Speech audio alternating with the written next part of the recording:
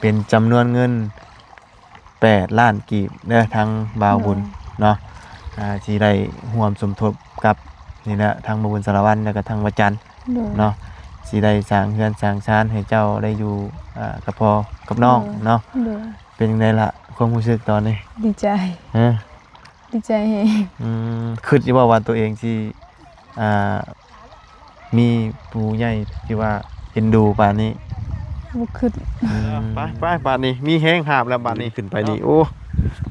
ตกลงนี่ก็โอ้ยพี่น้องเอ้ยพร้อม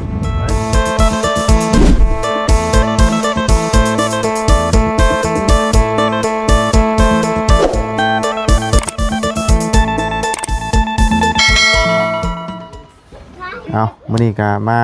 พี่แหละพี่น้องเนาะเข้ามายืนจุดที่ว่าน้ำท่วมสูงพี่น้องเนาะที่ว่ามามื้อนั้นแหละเห็นแต่หลังคาทางน้องบุตรว่าเนาะถือว่านักหน่วงดีถ้าว่าได้ท่วมเพิ่นว่าเนาะเอามื้อนี้กับบรรยากาศมีฝนโปรยลงมาหน่อยนึงพี่น้องเอ้ยถือว่ามีฝนแบบนี้ลงมาดินโปรยปลายเนาะเอาก็คือว่าบุญได้แจ้งมื้อเช้านี่เนาะที่ว่าเงิน8 ล้านกีบว่าสิร่วมสมทบที่เป็นครอบครัวได้เนาะตอนนี้บ่าวบุญก็มาฮอดมาถึงเป็นที่เรียบร้อยเนาะก็เป็นเงินสมทบทางน้องบุตรเนาะสมทบเรื่องเฮือนเรื่องซ่านนี่แหละพี่น้องเนาะก็บ่ฮู้ว่าทางทีมงานเฮามีหยังแน่แล้วเนาะตอนนี้ทางบ่าวบุญก็สิมาเปิดมาร่วมสมทบ8 ล้านกีบเนาะกับน้องบุตรพี่น้องเนาะเอาก่อนอื่นก็กราบสบายดีและสวัสดีพี่น้องกันเบิดสุขุทุกคนพี่น้องเนาะพบพอกันมื้อนี้ก็อยู่เฮือนน้องบุตรสบาตากลมเด้อพี่น้องเนาะเอาจังใดก็เดียวไปแจ้งข่าวดีทั้งน้องบุตรก่อนพี่น้องเนาะเห็นเมื่อวานนี่ก็ทั้งบ่าวบุญสารวัตรก็ได้สั่งเสาเนาะมากะเกี่ยมไว้แล้วเนาะเอาบัดนี้ก็มีแต่สมทบซื้อข้าวของน้ำกันพี่น้องเนาะก่อนอื่นก็ต้องขอบคุณทางเอื้อยสิ่งประถมวงศ์คนเก่าคนเดิมเนาะที่ได้ฝากเงินมาร่วมสมทบทั้งน้องบุตรเนาะร่วมสมทบสร้างเรือนสร้างศาลเนาะขอให้เอื้อยอยู่ดีมีแห้งสุขกายสบายใจเด้อเนาะขอเอื้อยสิเฮ็ดธุรกิจการงานใดก็ขอให้ราบรื่นรุ่งเรืองเจริญก้าวหน้าในหน้าที่การงานสิ่งสำคัญก็คือขอให้สุขภาพร่างกายแข็งแรงอยู่เย็นเป็นสุขพร้อมด้วยครอบครัวเด้อเนาะสาธุป้าสาวพี่น้องจังใดก็ไปหาทางน้องบุตรก่อนเป็นจังใดอยู่บ่เด้พี่น้องเนาะเมื่อเช้านี่เห็นแต่เพิ่นหาบน้ำอยู่ลำเซพี่น้องเอ้ยป้าจังใดก็ไปแจ้งข่าวๆนำกันเนาะไปเบิ่งทรงเบิ่งสาวนำกันใส่บาทนี่พี่น้องเอ้ยโอ้เสาเดี๋ยวจะได้จังไปเบิ่งเนาะว่าน้องบุตรอยู่บ่โอ้ยเนาะเห็นโอ้มาบัดนี้นานพักแล้วออกเด้อพี่น้องเอ้ยเนาะโอ้จะมาไปฮดพักฮดใหญ่อีกจักอันนี้ผักกาดผักบัวแล้วออกเรียบร้อยเนาะมักแตงบ่นี่ใส่ว่านี่คือเงียบเงาแท้เนาะเป็นจังไดโมเมนต์อยู่เซ่คุณบ่จักพี่น้องเอ้ยเนาะยังบ่ได้เคยย่างลงจักเทื่อได้นี่ไปซะเดี๋ยวตามมึงก่อนเนาะเดี๋ยวว่าอยู่เซ่คุณบ่จักนี่คอกแบะเนาะ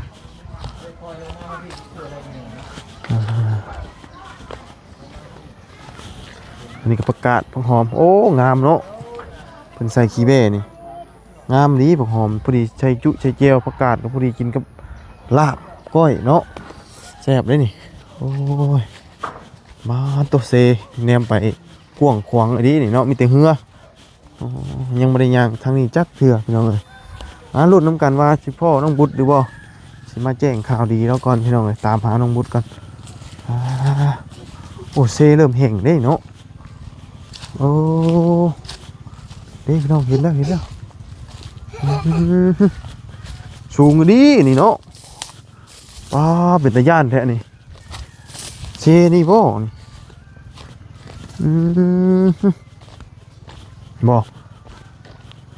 บ่เด็กบ่นี่น่ะปอตัวกวงดีเนาะน้ำอันไหนรู้ไหนลวงนี่ด้วยอันกินนะอุ้ย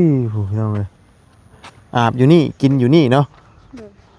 ไปคือชั้นแต่มองตักน้ำก็ได้ สั้น โอ้ยเนาะ โดย เมื่อยอยู่บ่ เมื่อย ระหว่างขาลงกับขาขึ้นขาได้เมื่อย ขาขึ้น ขาขึ้นขาขึ้นแต่มันหนักบ่โอ้เนาะไปฉันเนาะยังอันนี้สิตักไปกินนี่ตักไปยังนี่นะโอ้ออกไวอยู่เนาะพักเจ้าเนาะโอ้ยเพราะว่ามารอบนั้นยังบ่ทันออกเนาะตักมืออันน่ะ4-5 หาบนี่จอยได้นี่เนาะ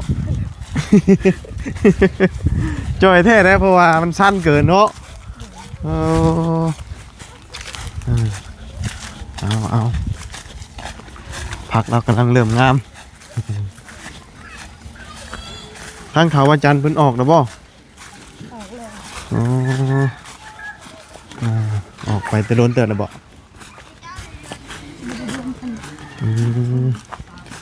โอ้เบิ่งช่วงหาบคือสิบ่เมื่อยปานใดแท้บ่คุน้อยๆนึง ไปตักน้ ตักน้ำหดพักได้เอาเนาะ ำ โดย เป็นหมู่เนาะมาน้ำกัน สบายดีเนาะ สบายดีทั้งน้องสบายตากลม ตาแล้วกลมอยู่บ่บุ้นะ กลมว่าตายเนี่ยนะ เอาหนีไปนี่ละเนาะโอ้ยพี่น้องเอ้ย อันนี้สวนพักเนาะ โดย มามื้อนั้นยังไม่ได้ออกดอกเลยมามื้อนี้ออกดอกแล้วนี่ เราเห็นเนี่ยอยู่ในกินเนาะปลูกพักปลูกอย่างนี้ นี่แน่นี่ผักบัวยังก็ งามเนาะ ได้ใส่จุใส่แจ่วแล้วเนาะ น้ำดอกของน้องสอนนี่จักเป็นนี่ได้บ่ได้เบิ่งเลยชั่วโมงนี่ จักจังว่านี่แน่น้ำอยู่น้ำกินกับบ่เชียงเอ้ย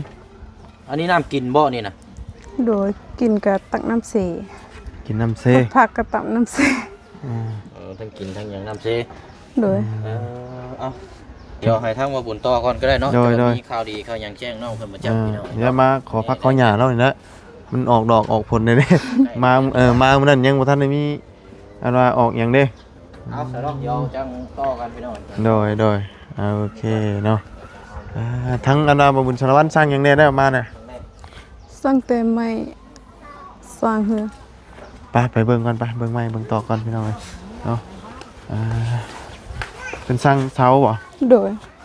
มาวานนี่เหรอวะ โดย เสากับอีหยังจักบ่ สร้างแต่เสายังบ่ทันสร้างใหม่ จักต้นนี่นะ 6 ต้น 6บ่ โดย เสา6เนาะ โดย อ๋อให้ปืนดูล่ะเป็นจังไดอ๋อมีแต่เสา6ต้นเนาะอันนี้สิเฮ็ด6ต้นบ่หรือว่ายังสิมาอีกเสานี่ มีแต่สำนี้ ซ้ำนี่เนาะ โดย อืมโดยเฮ็ดพอดีได้อยู่ในเช้าเลยเนาะ โดย น่าก็สิน่าประมาณนี้แหละเบิ่งลักษณะนี่6ต้นนี่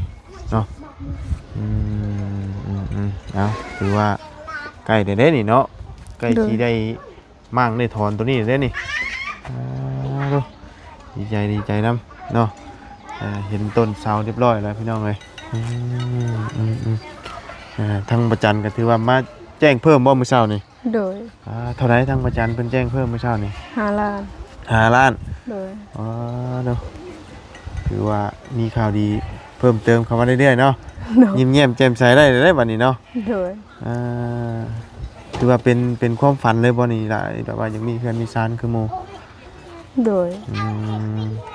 ถ้าว่ามีเพื่อนเป็นของตัวเองก็ว่า มันอยู่บ่ฮู้บ่อันนั้นแล้วสิมานอนบ่บัดนี้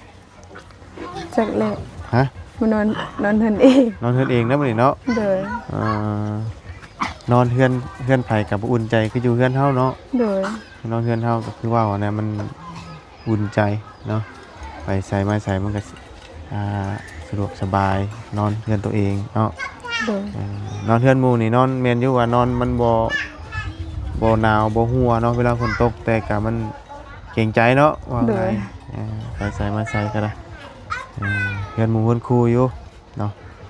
แต่ว่าทั้งนี้ชวนหลายเวลาผมมีเฮือนนอนเฮาไปหาอาศัยพักพิงเฮือนหมู่ครูก่อนเนาะ โดย โดย เอาถือว่าเสามาแล้วเก้าเฮ้ยเว้น6เนาะ โดย 6ต้นบัดนี้ก็สิเป็นไม้บ่ยังสิมาอีกเนาะ โดย มื้อใดอันเพิ่นมาส่ง ยังบ่ฮู้ อืมย่อยยังบ่ฮู้ซ้ำว่ามื้อใด โดย เออเอาถือว่าได้สำนีก่อนเนาะ โดย อืมเหมือนทางบางบุญสารวัตรสิเดินทางมื้อนี้จำจักเนาะ มื้ออื่นเราว่าสิเดินทาง บ่มื้ออื่นบ่ โดย อ๋ออ๋อเลยยังไม่ได้ถามเราเพราะว่าเรามีเวียกทางพอแล้วเนี่ยเนาะ โดย ไปจะไปฮดพักก่อนเดี๋ยวจังมีแนวอยู่มื้อนี้กับบางบุญมีแนวอยู่ฮดพักแล้วก่อนจังสิบอกเด้อ โดย เอาขอพักไปใส่ต้มไก่ก่อน อ้อยบวนกูอ้อยบัวมาเดือด พักชวนพักนี่ก็สบายอยู่ดอกงัวบ่หมุนเนาะหมุนอยู่บ่มันหมุนอยู่บ่งัวนี่ บัว บ่หมุนเนาะ โดย ทั้งอันนั้นเขาหัวบ่ได้มาบ่ฉัน มา บ่ได้อยู่เฮือนบ่ จากเราอยู่เฮือนเดียว กายมากินนี่คือชะม้อยจะมีอยู่ฮะนอนตุ่มผานอนโกนกอกจังเนาะ อากาศมันหนาวเด้ติได้ยามมันหนาวต้องตุ่มผาโกนเกาะกอกได้พี่น้องเอ้ยถ้ายามนี่ก็มันอันว่าบ่คุ้นปานใดเนาะน้ำเนาะ โดย ถือว่าธรรมดายามมันว่าอันฝนขึ้นมันขุ่นเองเนาะ โดย นี่อันนี้คือมันนอนได้นี่เนาะ โดย ตัวขี้ดินมันนอนแล้วนี่คือมันสิใส่แน่พดมือหนึ่งจักเทื่อ สอง 2 เทื่อ โดย เอาพดแล้วมันจัง ปัจจัย ได้ใหญ่ไว้ มึง เนาะเอาบัวมามาพดพักนี่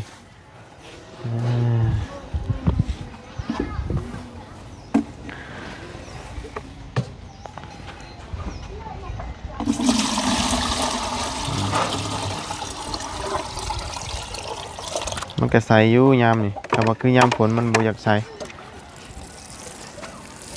อันนี้บักทั่วหรือบักแตง แตง บักแตงเนาะ โดย ตัวนั้นผักกาด โดย ผักกาดเบิดซองเลยบ่เนี่ยน่ะ โดย อ๋อแต่ว่าทีดีเนาะมันทีได้ก็บ่อยากงามเลยผักเพราะว่ามันงำเลยแต่ผักหอมนี่สิงามผักหอมกับผักบัวงามเลยพี่น้องใส่ขี้แบ่เนาะ โดย ขี้แบ่เพิ่นหลายทั้งนี้ส่วนหลายมีแต่ขี้แบ่บ่ได้ใส่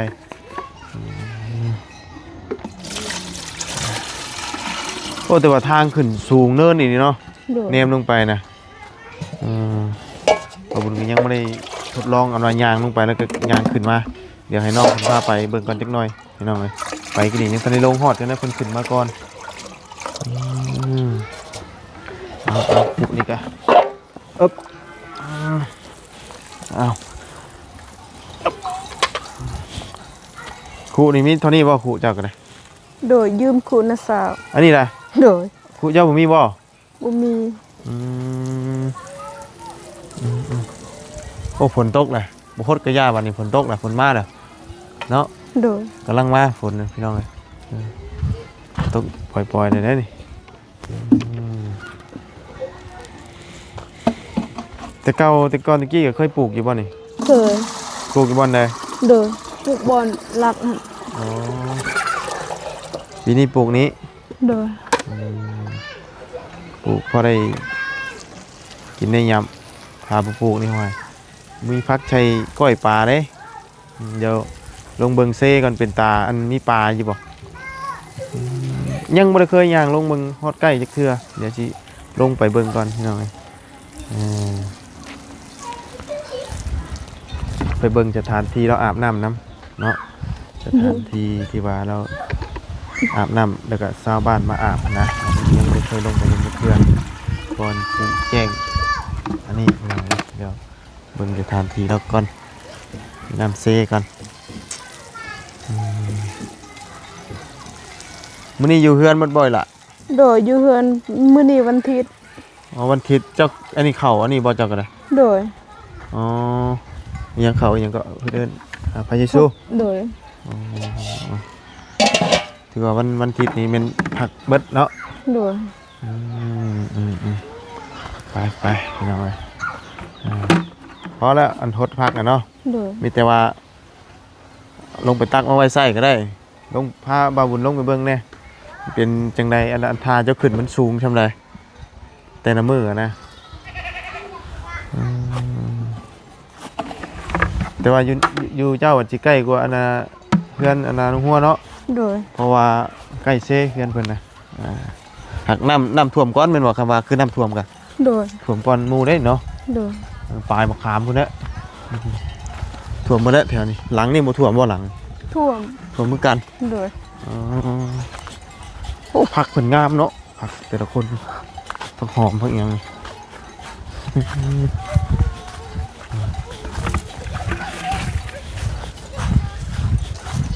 อันนี้เหือเพิ่นบ่ใช่แล้วนี่เนาะ โดยมันเพ มันเพแล้ว โดย เหือเพิ่นข้ามมันไปอันนี้สิบ่หรือว่าหยังนี่ ข้ามไปข้างนั้นเบื้องนั้น ถูกมันเจินไปเรื่อยๆเนาะ โดย กว้างไปเรื่อยๆผมโอ้ปีนี้รู้สึกว่ามันสิเจินหลายได้ปีนี้มันเสาะมันเจินไปเรื่อยๆตะพังปีนี้น้ำขึ้นฮอดใส่ปีนี้ หอดอันนั้นเพื่อนตัวนั้น ฮอดพวก โดย อ๋อปีนี้ถือว่าน้ำขึ้นคือกัน โดยมัน แต่ว่า ขึ้นแต่มันบ่ได้ท่วม บ่ท่วม โดย แต่ว่าโอ้ลำบากเลยเนาะเวลาตอนอันว่าเขาเบิ่งจังซี่นี่คือว่าบ่ได้ค่อยปานใดนะแต่ว่า ตอนอันว่าเขาขึ้นนี่นะมันอยากให้บอลได้จุดที่ว่าอาบน้ำโอ้ยโอ้ยโอ้ยโอ้ดูสันนี่เด้นี่อยู่พวก โดย อันนี้แต่ละคนต้องไปอาบน้ำอยู่นี่หรอ โดย ใช่เบิ่งดูพี่น้อง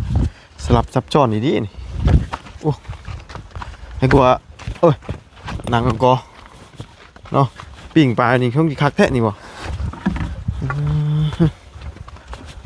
เลิกยี่บ่หล่าอยู่นี่ ลกอยู่ ประมาณท่วมบ่หัว ขอบขาคอ ฮะ ขอบคันนี้มัน เคย บ่ได้ลก เคยแบบว่ามุดข้ามไปอยู่บ่ เคย ยามนี่มุดข้ามไปได้อยู่เนาะ โดย โอ้อยู่พุ่นมันก็อาบน้ำเหมือนกันนะผมอาบน้ำตัวเว้นนี่อยู่พี่นะเพอมันหนาวเลย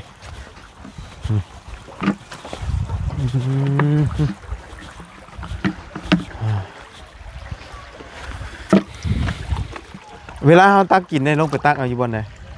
ต้องลงไป อยู่กลางบ่ โดย เขาตักเอาบนนี้ได้ฉันมันเป็นได้ไงถ้าเขาเอากินนี่ มันขออาบน้ำอยู่เทึง มองไหนคือเก่านะทางเครื่องมันอาบน้ำเนี่ยต้องรุมมันเอากิน มันสิบ่ต่างกันปานใดติมันก็เว้าง่ายมันก็อันเดียวกันเบิดนั่นแหละ เนาะ โดย โอ้เสือผ่านอาเพเพิ่นอาบน้ำนั่นเพิ่นตากไว้นี่เอาตักก่อนเนาะเอานั่งพักก่อนจันนั่งพักชั่วเมื่อยก่อนพอดีมื้อนี้ทางมาบุญก็มีเรื่องเล่าวดีๆสิมาบอกแหน่มื้อนี้เนาะ โดย เอ้ยเบิ่งอากาศคือเย็นแท้บัดนี้เนาะมีไฟบ่มาจุนี่ปิ้งปลาได้นี่เนาะคักได้นี่ปิ้งปลานี่คือสิแซ่บเด้นั่งกินเย็นจ้อยไปนำนี่เบิ่งเด้อโอ้ก้อนหินถูรังมันยังนี่บ่ใหญ่แท้นี่ โอ้ก้อนหินถูรังเด้เนาะเบิ่งลมมาเย็นจ่อยเนาะโอ้ยไม่คานกันคือกันกับคนแท้นี่คนโตใหญ่ไม่คานสั่นกรุ่ยอยู่ เฮ้ยเนาะนี่อันเดียวนี่จักบ่ โดย ไม่คานเพิ่นก็ได้สั่นเนาะเกลี้ยคือบ่ยาวกว่านี้นะ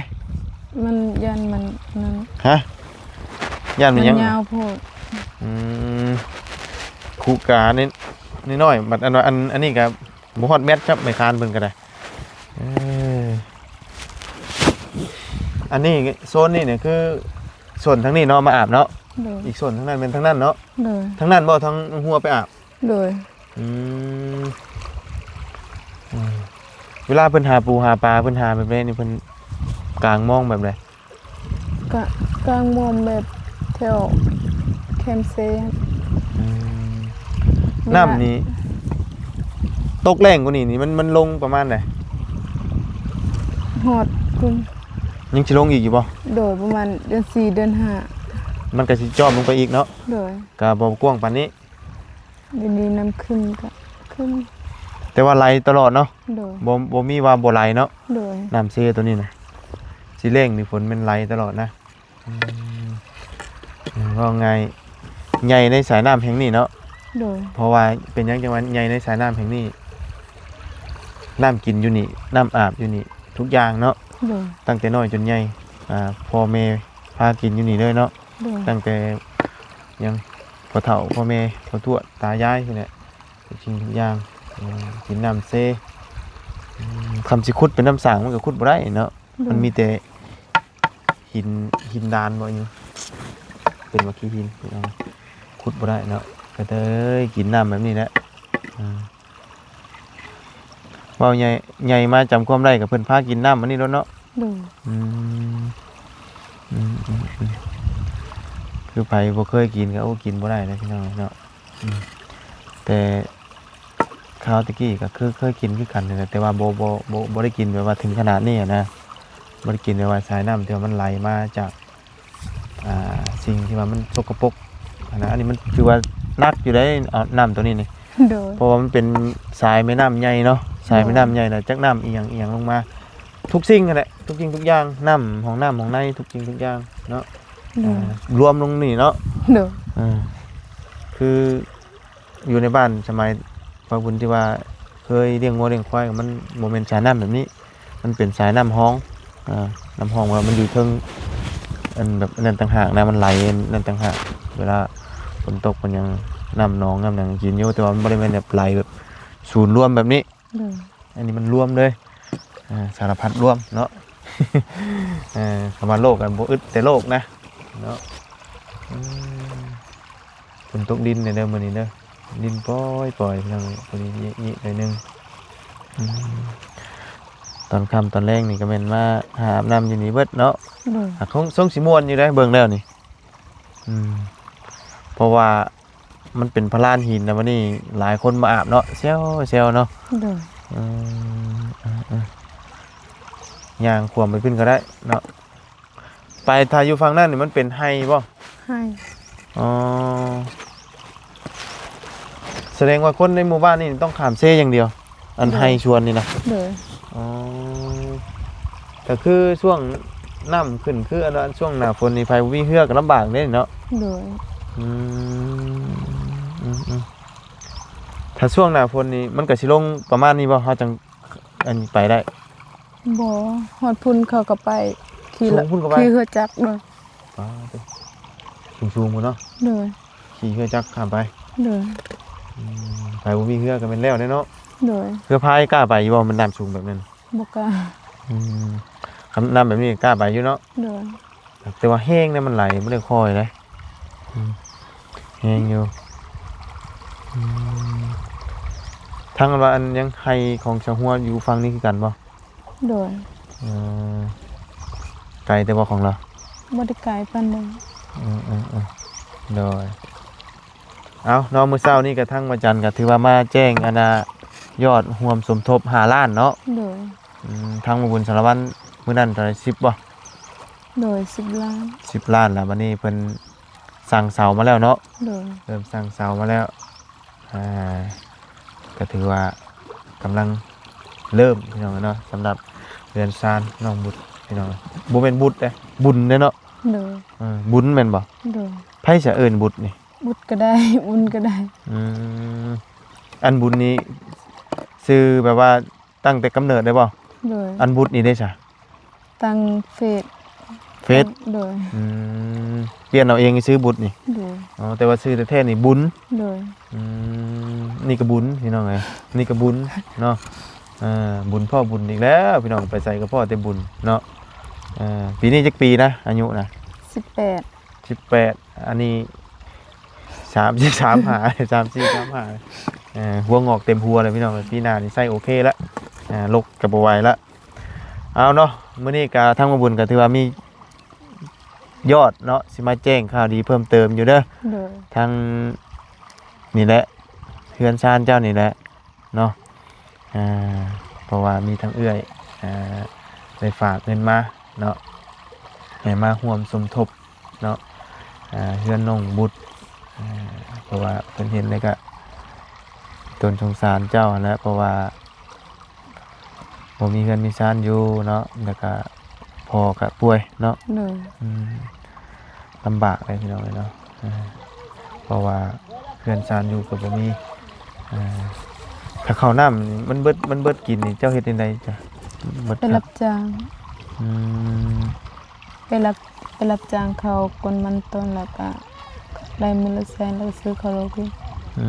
มอันข้าวแบบเป็นกระสอบใหญ่นี่เคยได้ชื่อมาไว้อยู่ว่าแต่เก่า บ่เคย ชื่อได้ซ้ำประมาณใด ซื้อแต่ครึ่ง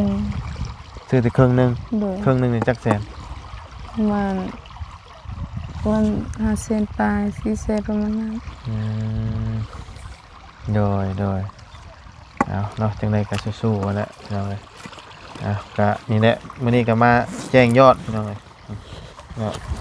สำหรับทางมาบุญอันนี้นะนี่เป็นจำนวนเงิน8ล้านกีบเด้อทางบ่าวบุญเนาะที่ได้ร่วมสมทบกับนี่แหละทางบ่าวบุญสารวัตรแล้วก็ทางวัดจันทร์ โดย เนาะสิได้สร้างเรือนสร้างชานให้เจ้าได้อยู่กับพ่อกับน้องเนาะ โดย เป็นจังไดล่ะความรู้สึกตอนนี้ ดีใจ ฮะ ดีใจแฮง คิดอยู่ว่าตัวเองสิมีปู่ใหญ่ที่ว่าเอ็นดูปานนี้ บ่คิด เนาะนี่แหละพี่น้องเอ้ยเป็นที่ว่าบุญได้แจ้งเมื่อเช้านี้ว่าสิได้ร่วมสมทบกับครอบครัวใดก็เป็นครอบครัวของน้องบุญเนาะน้องบุญก็ได้พี่น้องเอ้ยเนาะ8ล้านกีบเด้อเนาะเรียบร้อยฮอดถึงแล้วพี่น้องเอ้ยเก็บไว้นี่แหละมีแต่ว่าไว้ซื้อของ เนาะ โดย ให้ทางอนาหมู่ครูซื้อเบิ่นก่อนเดี๋ยวทางมาบุญจังสิดำเนินการน้ำหลังว่าตัวใดมันยังขาดเรือเนาะเพราะว่ามันยังหลายสิ่งหลายอย่างคือว่านะมันบ่ได้มีแถวๆนี้เพื่อจะได้เฮือนเป็นหลังนี่มันบ่ได้ง่ายเนาะ โดย เบิดหลายล้านเลยพี่น้องเอ้ยเพื่อที่ได้เฮือนหลังหนึงเนาะเอาต่อไปก็มีแต่ว่านี่แหละสู้ๆเนาะขยันมันเฮ็ดนั่นแหละขยันสร้างขยันหาแน่เรื่องเลี้ยงพ่อเลี้ยงน้องเนาะ โดย หลักๆก็เป็นสารัก2คนเนาะที่ว่าทำมาหากินตอนนี้เนาะ โดย ทั้งเจ้ากับน้องบ่ โดย โอ้ น้องพุ่นน่ะ คนเลย อยู่หั่น อันอยู่เฮือนะ โดย โอ้ผู้นี้นี่ไปหาใส่กับใส่หนูจังซี่บ่ โดย แต่บ่ได้ใหญ่เราก็เนาะ โดยผู้นี้เป็นน้องและผู้น้อยๆเป็นอายพ่อแฟน ฮะ เป็นพ่อแฟน คนใดเป็นอ้าย คุณอยู่เฮือนหั่น ฝาแฝดบ่ โดยน้อยกว่าสมีอีก อ๋อ เป็นอาย โดยป้าฉันเนาะมีแต่สุดท้ายนี่ให้เจ้าเอาฝากขอมกขอบใจทั้งเอื้อยสิ่งประธรรมวงศ์เอื้อยเราเนี่ยเด้อเนาะเราได้ฝากเงินมาร่วมสมทบสร้างเฮือนสร้างชานให้เจ้าเด้อ โดย โดยเอ้าเอื้อยเพิ่นก็เป็นคน เอ้ย ลาว ยังก็ เนาะเอื้อยสิ่งก็ได้เนาะ โดยขอบใจสิ่งหลายๆเด้อที่โอนเงินให้น้องขอให้อยู่ดีมีแฮงไปไสมาไสก็ตลอดปลอดภัยความเจ็บอย่าได้ความใครอย่าให้มีปรารถนาสิ่งใดขอให้ได้สิ่งนั้นสาธุและก็ขอบใจบ่บุญนำเด้อขอให้อยู่ดีมีแฮงไปไสมาไสก็ตลอดปลอดภัยความเจ็บอย่าได้ความใครอย่าให้มีปรารถนาสิ่งใดขอให้ได้สิ่งนั้นสาธุ ถูกเนาะเอาจ้ะพี่น้องไปหาบน้ำขึ้นแล้วบัดนี้เนาะเอาไม่ค้านกันให้กว่าไม่อันตีอันนั่นพี่น้องเนาะสั่นๆพอดีวีครับ เอ้ยเนาะไปบัดนี้มีแห้งหาบแล้วบัดนี้เนาะขึ้นแล้วบัดนี้คุณจับหิวแล้วเป็นยังไม่ต้องหาบ ไปพี่น้องเลยขึ้นก่อนโอ้เป็นชั้นอยู่นึงเนี่ยบืนขึ้นไปนี่โอ้ ตกตรงนี้ก็โอ้ยพี่น้องเอ้ยถ่วมมาแล้วนี่เนาะโอ้เมื่อยตอนขึ้นนี่ได้หลายชั้นเนาะก็เนี่ยให้กว่าชั้นเฮ็ดบดฮึบโอ้ยอันนี้มองจุไฟพิงอันนี้โอ้หาปลาแถวนี้มันก็สิได้ง่ายอยู่บ่ ได้คันเวลานำลง ปลายังชวนหลาย ปลาคอแล้วก็ปลาดุกปลาหยังก็ปลาแลกปลาหยังครับ โดยปลาคอปลาดุกเนาะ โดยหลายปลา โดยลายปลาเฮ้ยเมื่อยพี่น้องเลยขนาดยางจะโตได้นี่ โอ้ยแบบนี้เนาะ โดย โอ้มันบ่ได้ว่าต่ำๆวะมันเป็นสั้นน้ำบกลงไปอีกยิ่งลึกไปอีกนี่ ยางหาบจักอันนาชิปหาบนี่จอยได้นี่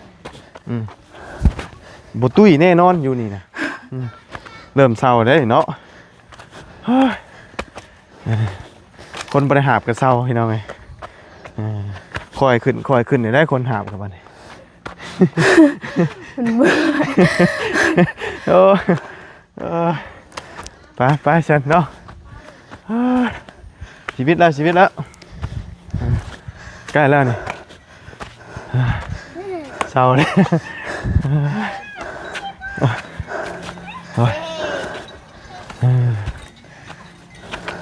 ไปฉันเนาะเอาน้ำเอาไนไปไว้พี่น้องเลยเพิ่นเอาตั้งน้ำตั้งให้ไว้ใส่ก่อนทั้งกินทั้งอาบทั้งดื่มเศร้าเมื่อยไปนะปงไว้ป่านนี้เนาะโอ้ยไปสาบาบุญกาซีล่ำลาเลยเด้อฉันเด้อ เลย เดี๋ยวพ่อกันใหม่เฮาเนาะ เลย ไปสบายดีเนาะ สบายดี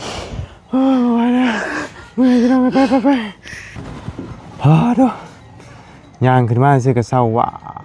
ว่าพี่น้องเอ้ยเนาะมันสั้นเลยพี่น้องเนาะแต่ว่าเพิ่นอยู่แบบชีวิตประจำวันเนี่ยมันก็สิบ่เมื่อยปานใดพี่น้องยังบ่เคยย่างลงไปเทื่อเอาเนาะการมื้อนี้ถือว่ามาแจ้งยอดสมทบหรือว่าข่าวดีทั้งน้องบุตรเนาะเรื่องสมทบเฮือนซ่านพี่น้องเนาะก็เป็นของน้องบุตรเนาะเมื่อเช้านี้ก็ทางมาจันเพิ่นได้มาแจ้งยอด5 ล้านกีบมื้อนี้บ่บุญก็มาแจ้งเพิ่มอีกเนาะ8 ล้านกีบทางมาบุญเนาะก่อนอื่นก็ต้องขอบคุณทางเอื้อยใจดีคนเก่าคนเดิมเอื้อยสิงห์ประธรรมวงศ์เนาะได้ฝากเงินจำนวนนี้มาร่วมสมทบในการสร้างเฮือนสร้างศาลให้กับน้องบุตรและครอบครัวเนาะขอให้เอื้อยอยู่ดีมีแฮงสุขกายสบายใจเด้อเนาะว่าเอื้อยสิเฮ็ดธุรกิจการงานใดก็ขอให้ราบรื่นรุ่งเรืองเจริญก้าวหน้าในหน้าที่การงานสิ่งสำคัญก็คือขอให้สุขภาพร่างกายแข็งแรงเย็นเป็นสุขพร้อมด้วยครอบครัวเดินทางไปไสมาไสก็ให้ตลอดปลอดภัยเด้อเอื้อยเด้อเนาะให้อยู่ดีมีแฮงสาธุเนาะป้าจังใดก็ล่ำลาแล้วพบเจอกันใหม่เนาะฝนปล่อยๆหน่อยนึงพี่น้องเอ้ย